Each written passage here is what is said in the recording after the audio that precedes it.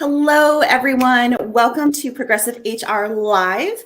I'm here with John Adcock, the SVP of People Operations for Care.com, and we're going to be talking about aligning your benefits to who you are today.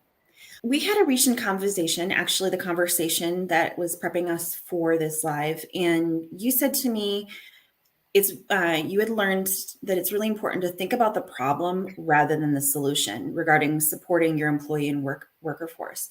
So what does that mean? So I think there's oftentimes that our leaders in what I think is really good initiatives say, hey, such and such has X benefit. We should go do that. And I've been mostly at medium-sized companies over the last few years. I was at Dell for a long time, but medium-sized companies, and you have different resources. So if somebody says, well, Google is doing this or Amazon is doing this, I need to scale that at my company can be very difficult. Well, it often gives me an insight to go and see, hey, is this a problem we're having? So one example I have is I had a CEO who asked about, hey, can we get an on-site daycare? Well, we were in a downtown location. There really wasn't a place to do it. But what it did lead us to is how do we start talking to our employees and understanding is that something when they would be interested in? What are the challenges they have with kids as far as where they work? They actually said, we don't want an on-site daycare. Most people were about 45 minutes away, and they saw that as an hour and a half driving a kid strapped in rush hour traffic into a seat. And while they would love to see their kids during the day, how we could supplement some childcare, those kinds of things more specifically, was what we actually learned people were looking for. And then we said, how do we scale that so that it's supportive of people beyond people with children? And that's kind of where you landed. And you got to a very different solution by trying to find out what problem you might be having. So audience, if you have not read the Future of Benefits for 2022 from Care.com, I suggest reading that. It's got a lot of interesting statistics. So in the report, it said 59% of our respondents in this year's survey indicated that they hear requests for childcare benefits more than they're actually offering them. So 59% of HR leaders and CEOs hear requests for childcare benefits more often than they're actually offering them.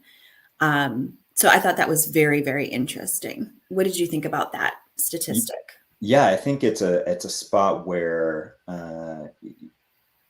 just finding out what people are needing. And I think it's varied, right? Like the pandemic shifted it in some cases, but I don't think that was new, right? I think as a working parent, there have always been challenges about how you balance those demands and how you make sure you can have affordable childcare, how you can make sure you have sustainable childcare, and then especially in those one-off situations where kids are out of school and you may not have the day off, and those different things where it's not a constant benefit. And so that's a place where having backup dependent care is very valuable, but it's it varies, and it's one of those things where you have to kind of continue to balance all of your benefits, because you don't want we occasionally get some feedback that our benefits are too parent focused, and so we have to balance that, right? Not everybody's a parent, or not everybody's a parent of small children, and what that looks like can vary.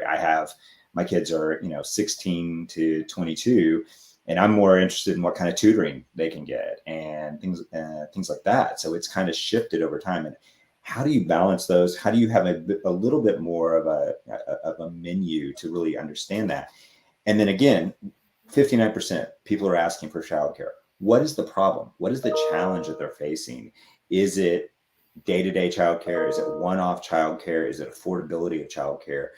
That's a big number of people that you still need to go and find out what they're looking for. And to your point, we've been talking a lot about childcare, but we haven't yet really mentioned the senior care. Right. And so one of the other statistics that I grabbed from the benefits report is that according to the US Census, nearly 70 million Americans will be over the age of 65 in the next 8 years. Yeah, so we've built out a senior care program, and it's been around for a while. And what that does is really connect you with social workers that have knowledge and capability to help guide you in your decision making. help you find out what would be the best options for you and your family. We're not providing a senior care. We're just helping you understand, work with the lay of the land. I think so many of these big life decisions, you're not an expert, and you have to put so much energy into learning things, and they're not simple. They're very complex. And that can be anything from, I have a special needs child, to I have a senior care moment, to and having people and access to people that can really bring on their expertise at a reasonable rate for the company to help your employees think through those things. It's not quite an easy button like they used to have on the commercials, but it's closer, right? It gives you access to that information. And while, there are definitely people who will go and research it and learn and get the depth of knowledge that they want for themselves, there's, advocacy and understanding and expertise that you can get to that's probably, in most cases, even better. And I wanted to quote something from one of your recent posts that you said that the care that's provided goes a long way into supporting the whole person of your workforce. And I think that's really, where we're really going with these new workways, is that trying to support the whole person and the whole person's, family unit as well, because family has a lot to do with how that person, brings themselves to work. Yeah, I think it's everything from our life stressors don't stop, right? They definitely weave into work. And I think, I don't want to overstate the pandemic's impact on this, but I think we all saw in each other's houses, and I know that's probably an overused phrase right now, but it's true. And it is true that you didn't have the disconnection points. You didn't have it was completely integrated at some level. And it was probably clunkily integrated, right? Like we all just went home and we had to say, okay, how do we do this? What's this look like? And so helping people start to delineate that, start to kind of find the support, so that as they're having to live their whole life kind of on Zoom or in their house and doing those things, how do you support them, understand what they're looking for, and give them the mental health breaks, give them the, how do you codify work to some extent a little bit in and out of that?